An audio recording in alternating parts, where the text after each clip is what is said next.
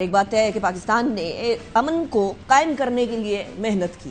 اب اس امن کا حال کیا ہو رہا ہے وہ میں آپ کے سامنے رکھوں گی. لیکن پاکستان نے دن رات کوشش کی.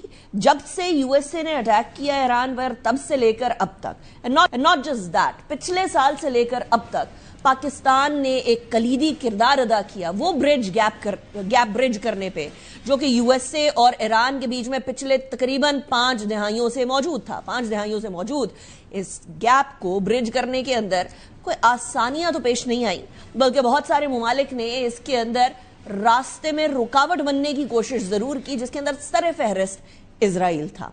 آج بھی شہباز شریف صاحب نے اسی بات کو اور امن قائم کرنے کو اپنے لیے قابل فخر کرا.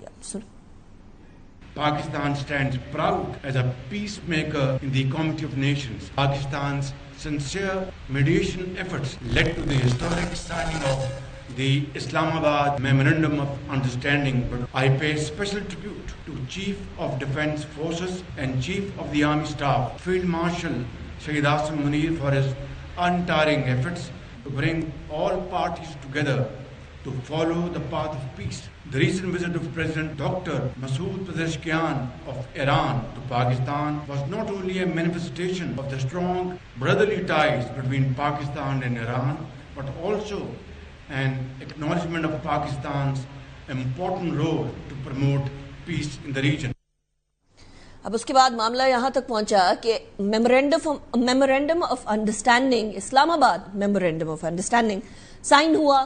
باقاعدہ اس کے اوپر سائن 2 فریقین نے کرنے کے علاوہ پاکستان نے ثالث کے طور پر دستخط کیے اور پھر وہ دستخط پوری دنیا کے اندر گردش کرنے لگے, اور پاکستان کے حوالے سے تمام ممالک نے سوائے 2 کے تعریف ضرور کی.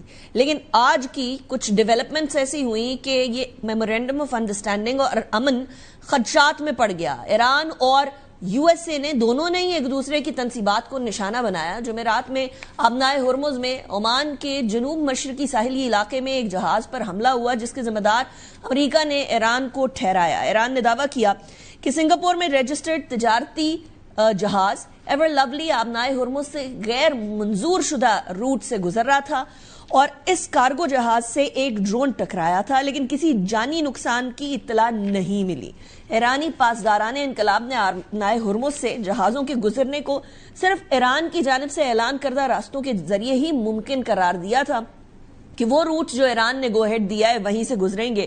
امریکی صدر ڈونلڈ ٹرمپ نے دعویٰ کیا تھا کہ ایران نے آبنائے ہرمز سے گزرنے والے جہازوں پر کم از کم 4 یک طرفہ حملے کیے ہیں ڈرونز کے ذریعے, اور ایرانی ڈرون حملے کو جنگ بندی کے معاہدے کی احمقانہ خلاف ورزی بھی قرار دیا ڈونلڈ ٹرمپ نے.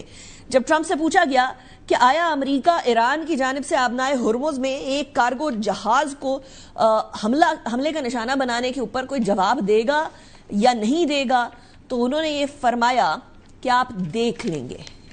جمعے کو اور ہفتے کی درمیانی شب امریکی سینٹ کام نے اعلان کیا تھا کہ امریکی فوج ایران کے میسائل اور ڈرون سٹوریج کے مقامات اور ساحلی ریڈار تنصیبات کو نشانہ بنا چکی ہے. سینٹ کام کے مطابق 25 جون کو ایران نے کمرشل جہاز پر ڈرون حملہ کیا, جس کے بعد امریکی طیاروں نے ایران کے میزائل اور ڈرون سٹوریج کے مقامات اور ساحلی ریڈار کے سائٹس کو نشانہ بنایا. ایرانی میڈیا کے مطابق جنوبی ایران کے ساحلی شہر میں ایک گولہ گرا تھا. امریکہ اور ایران کے درمیان 17 جون کو 14 نکاتی مفاہمتی یادداشت کے تحت جنگ بندی پر اتفاق ہوا تھا, جس کا گارنٹور یا ثالث بھی پاکستان تھا. اس سمجھوتے میں یہ بھی طے پایا تھا کہ ایران آبنائے ہرمز میں اگلے 60 روز تک تجارتی جہازوں کو محفوظ آمد و رفت دے گا, فراہم کرے گا. لیکن ایرانی پاسداران انقلاب نے ایرانی ساحلوں پر امریکی حملوں کے جواب میں خطے میں امریکی فوجی ٹھکانوں کو نشانہ بنانے کا بھی دعویٰ کیا ہے. IRGC نے یہ دعویٰ کیا ہے کہ امریکی حملوں کے جواب میں خطے میں امریکی فوجی تعیناتی جو ہے اس کے مقامات کو نشانہ بنایا جائے گا. IRGC کے بیان میں یہ کہا گیا ہے کہ اسلام آباد مفاہمتی یادداشت کے آرٹیکل 5 کے مطابق آبنائے ہرمز میں ٹریفک کو کنٹرول کرنا ایران کی ذمہ داری ہے. اس پر رد عمل دیتے ہوئے امریکی نائب صدر JD وینس نے ایران کو انتباہ کیا ہے کہ تشدد کا مقابلہ تشدد سے کیا جائے گا. امریکی نائب صدر کا کہنا تھا کہ ایران نے جنگ بندی کے معاہدے پر دستخط کیے تو ہم نے اسے عزت دی. JD وینس نے یہ کہا کہ ایران کو بیسکلی ایم او یو سے متعلق کوئی اختلافات ہیں تو وہ ہمیں بتا سکتے ہیں. ایرانی پارلیمنٹ کی قومی سلامتی اور خارجہ پالیسی کمیٹی کے سربراہ ابراہیم عزیزی نے یہ رد عمل دیتے ہوئے کہا ہے کہ امریکہ نے ایک بار دوبارہ مذاکرات کے دوران ایران پر حملہ کیا ہے. ابراہیم عزیزی کے بقول ناکام امریکی صدر نے ثابت کر دیا ہے کہ انہیں نہ تو مذاکرات کے اصولوں کی کوئی پرواہ ہے اور نہ ہی جنگ بندی کی پاسداری کرنے کا کوئی بھی احساس اس ٹائم پر ان میں موجود ہے. جب ڈونلڈ ٹرمپ سے پوچھا گیا ان حملوں کے حوالے سے تو ان کا کیا ریاکشن تھا ٹو بی پریسائز وہ دیکھیں. I don't like the fact that they took a shot yesterday, actually 4, we knocked down 3, at a ship. They respond, you're going to find out. They're a little bit different. That's why I think of it, 47 years, no president did what we're doing. So you just ask the question, you'll find out.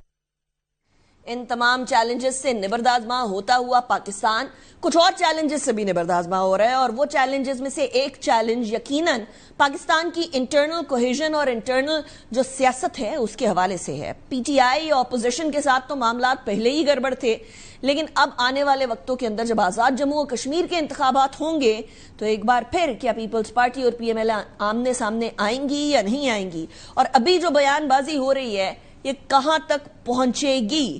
Rana ثناء اللہ صاحب نے کل میرے programme میں کیا کہا سنیں.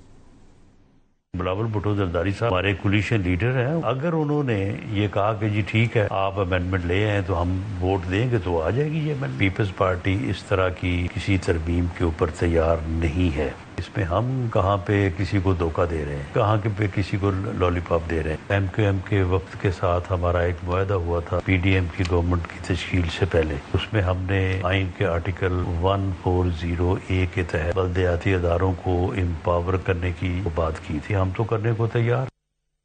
اب یہ سارے بیانات کو اور سارے معاملات کو مد نظر رکھتے ہوئے